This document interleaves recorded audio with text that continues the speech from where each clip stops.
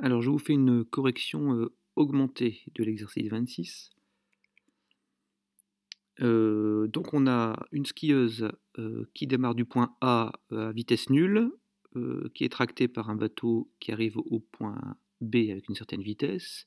Elle lâche la corde au point B et donc monte sur le tremplin et va jusqu'au point D. Alors, pour le bilan des forces, on a deux portions. La portion AB où elle est tractée par le bateau et la portion BC où elle a lâché la corde. Alors si on prend la skieuse sur la portion AB, on va avoir plusieurs forces, donc déjà son poids, la réaction du sol, enfin de l'eau, la traction de la corde et la force de frottement. Sur la portion BC, comme elle a lâché la corde et qu'elle glisse sans frottement, sur la portion BC, il n'y aura plus que le poids et la réaction qui est perpendiculaire au support. Pour calculer les travaux de ces forces-là, alors sur la portion AB, pour le travail du poids, comme il est perpendiculaire au déplacement, le travail du poids sera nul.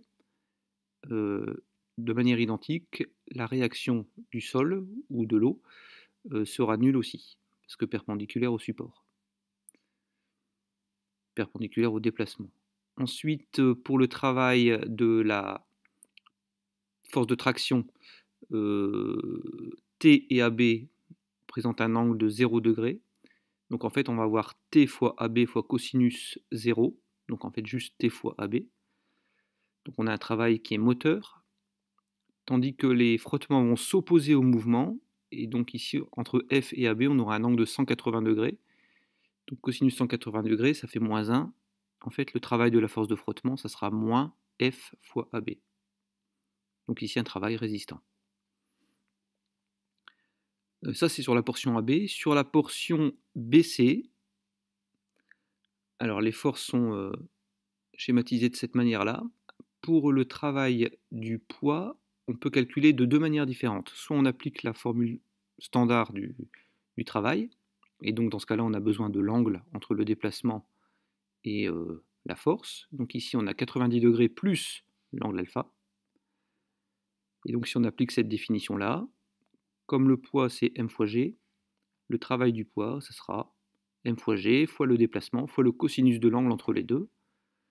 Alors là, il y a une petite astuce, parce que si on veut changer le cosinus 90 plus alpha, on peut le changer en sinus alpha avec un signe moins. C'est égal à moins sinus alpha. La deuxième façon de calculer le travail du poids, c'est de repartir de l'autre définition. Le travail du poids, en fait, c'est moins l'énergie potentielle. Et donc, ça sera moins mgh. La seule difficulté ici, c'est de trouver la valeur de h. Donc, en fait, la valeur de h, c'est l'altitude du point C. Et donc, on a un triangle rectangle. Dans ce triangle rectangle, côté opposé sur hypoténuse, BC, c'est égal à sinus alpha. Donc l'altitude h, c'est BC fois sinus alpha. On retrouve bien la même chose qu'avec la première définition du poids. Hein. Mg fois BC fois moins sinus alpha. Pour le travail de la force R, la réaction, comme c'est perpendiculaire au support, forcément le travail sera nul. Alors la force de traction, on dit qu'elle est non conservative. Qu'est-ce que ça signifie ? La force de traction non conservative, ça veut juste dire que le travail de la force de traction dépend du chemin suivi. Avant d'aborder la question 4, je refais un petit point sur ce que c'est l'énergie mécanique. En fait, on peut comparer l'énergie mécanique à un récipient rempli d'eau. Et donc ce récipient contient une certaine quantité d'eau, ça représente l'énergie mécanique. Et lorsque l'énergie mécanique se conserve, ce récipient il est fermé, il n'y a rien qui rentre, rien qui sort dans le récipient. Ça veut dire que la variation d'énergie mécanique, elle est nulle. Dans les cas où l'énergie mécanique ne se conserve pas, quand on n'a pas affaire à des forces conservatives, ça veut dire que ce récipient, il va y avoir des entrées ou des sorties. Par exemple, une petite fuite, cette petite fuite, ça représente une perte d'énergie par frottement, par exemple. Ou alors, si on rajoute quelque chose, ça peut être de l'énergie apportée au système, donc par exemple ici la force de traction, un gain d'énergie. Et donc là, la variation d'énergie mécanique, elle ne sera pas nulle. La variation d'énergie mécanique, en fait, ça sera égal à la somme des travaux de ce qui est rentré ou ce qui est sorti. Donc la variation d'énergie mécanique, c'est travail de la force F plus le travail de la force T. Donc pour la question 4, entre A et B, ici l'énergie cinétique va augmenter parce qu'elle va de plus en plus vite. Là, elle démarre à vitesse nulle et puis elle arrive à une certaine vitesse au point B. Donc l'énergie cinétique augmente, tandis que l'énergie potentielle est toujours nulle, parce qu'elle est à la surface de l'eau. Donc par conséquent, l'énergie mécanique augmente. Ça veut dire que la variation d'énergie mécanique, ça sera égal au travail de la force F plus au travail de la force T.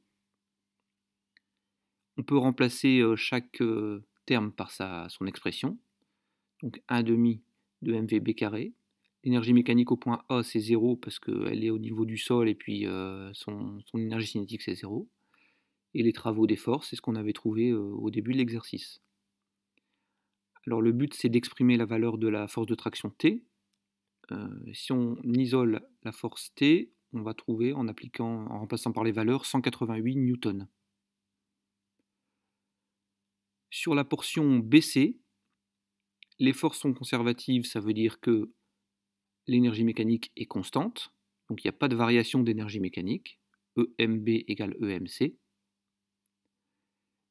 Et donc ici, on remplace chaque terme par son expression, donc l'énergie mécanique au point B, l'énergie mécanique au point C, où H désigne l'altitude du point C.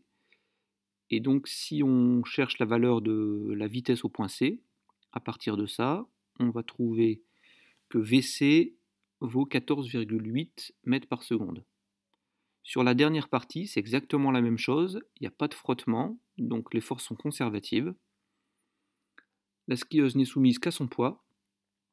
L'énergie mécanique est constante, donc pas de variation d'énergie mécanique. C'est la même au point C et au point D. On remplace les énergies mécaniques par leurs expressions, donc énergie cinétique plus énergie potentielle. Donc ici on a l'altitude au point C du côté de l'énergie mécanique au point C et l'altitude au point D, HD, pour l'énergie mécanique au point D. Alors si on cherche HD, en remplaçant tout ce qu'on connaît, on trouve 2,55 m.